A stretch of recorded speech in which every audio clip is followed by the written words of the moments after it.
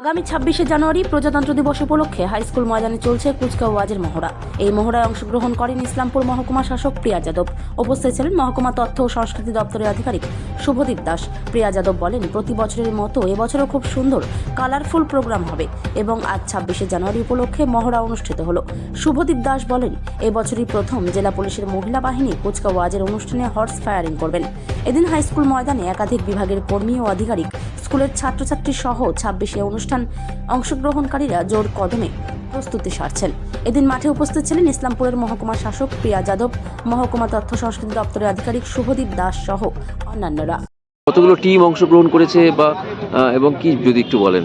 जैसे कि अभी आपने देखा, हम लोग यहाँ पे जो कमिंग 26 जनवरी परेड है उसके लिए we are doing preparatory march past काफ़ी अच्छा था और हम एक्सपेक्ट करें लास्ट ईयर की तरह इस ईयर भी काफ़ी कलरफुल एक परफॉर्मेंस रहेगा and we would request everybody to come and join अस।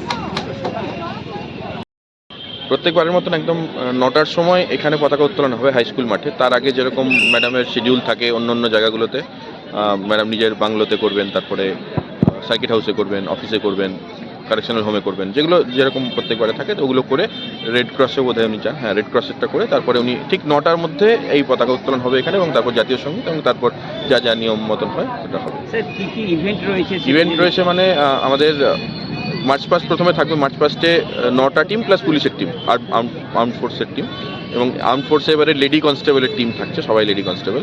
তারাই কি আর্ম ফোর্সে তারাই কি ফায়ার করবেন? হ্যাঁ, তারাই যারা মানে হর্স ফায়ারিং করেন যারা, লেডি কনস্টেবলের টিম ওটা এবারে প্রথম হচ্ছে। তো 10টা টিম ওখানে থাকছে। তারপরে ট্যাবলো থাকছে প্রায় 10টা মতন ট্যাবলো থাকছে বিভিন্ন ব্লকের, মিউনিসিপ্যালিটির, তাদের যে মেসেজ নিয়ে, সোশ্যাল অ্যাওয়ারনেস মেসেজ নিয়ে বা বিভিন্ন প্রকল্পের কথা নিয়ে তাদের থাকছে, মানে আমাদের সরকারের বিভিন্ন প্রকল্পের কথা নিয়ে তাদের টিমগুলো থাকছে, ট্যাবলোগুলো থাকছে।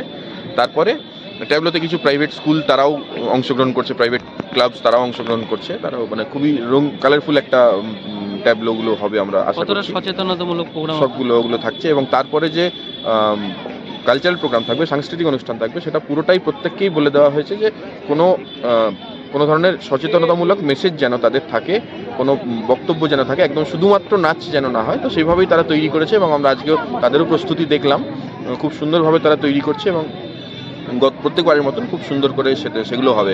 মোট 5টা স্কুলের টিম আছে, 5টা, তাছাড়াও প্রাইভেট এবং সরকারি 5টা টিম আছে।